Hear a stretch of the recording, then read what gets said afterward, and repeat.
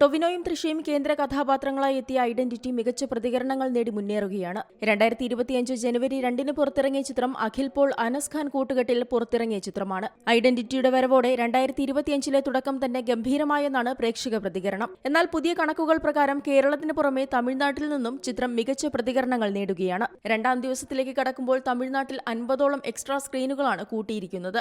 രാഗ മൂവീസിന്റെ ബാനറിൽ രാജു മല്യത്ത്, കോൺഫിഡന്റ് ഗ്രൂപ്പിന്റെ ബാനറിൽ ഡോക്ടർ റോയി CJ എന്നിവർ ചേർന്നാണ് ചിത്രം നിർമ്മിച്ചത്.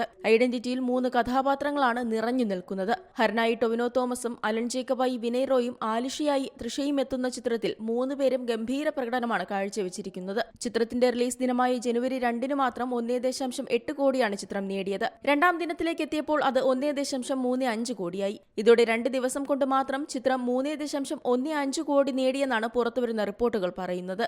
Entertainment desk, Zee Malayalam news. പുതിയ വാർത്തകളും വിശേഷങ്ങളും ഇനി വിരൽ തുമ്പിൽ. എല്ലാ ഡിജിറ്റൽ പ്ലാറ്റ്ഫോമുകളിലും ഇപ്പോൾ സീ മലയാളം ന്യൂസ് ലഭ്യം.